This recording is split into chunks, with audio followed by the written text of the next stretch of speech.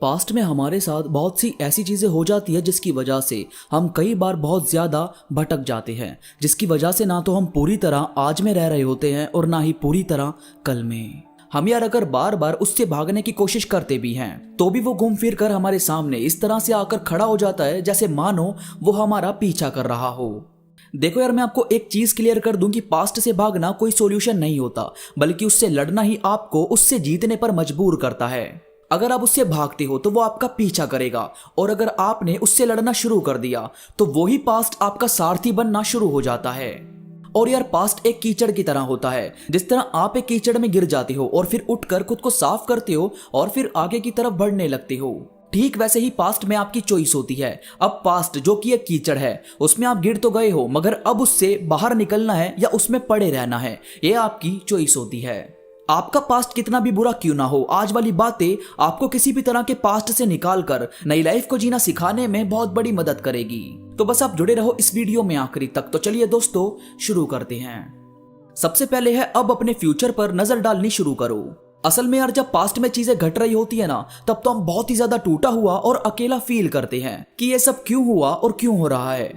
मगर जब वो चीजें घट जाती है, मतलब सब खत्म हो जाता है, तो खुद को उन्हीं चीजों में उलझा हुआ फील नहीं करना चाहिए। आप कभी गौर करना, हम सबकी लाइफ में एक टाइम एक दिन ऐसा आता है जिसमें हम बहुत ज्यादा फ्रस्ट्रेटेड फील करते हैं कि यार अब बहुत हो गया, अब इससे निकलना है। बस यही एक चांस होता है उस सिचुएशन से बाहर आने का।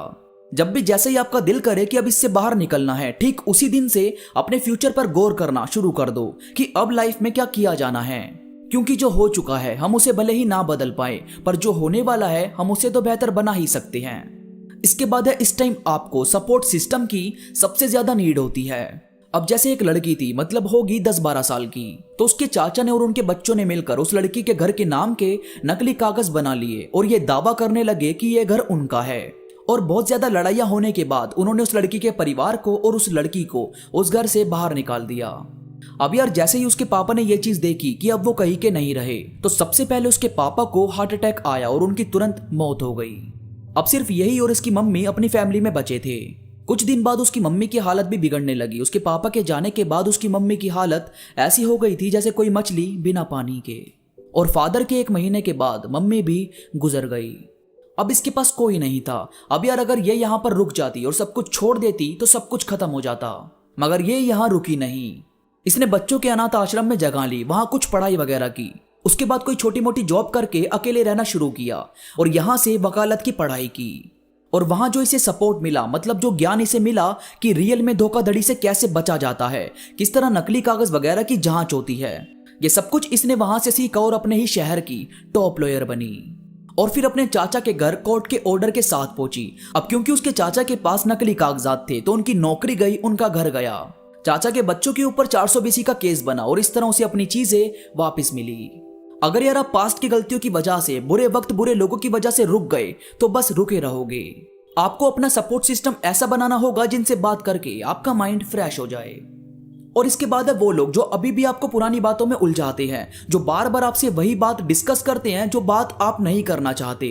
तो सबसे पहले तो इन्हें अपनी जिंदगी से हटाओ, क्योंकि ये आपकी खुशियां देखना ही नहीं चाहते।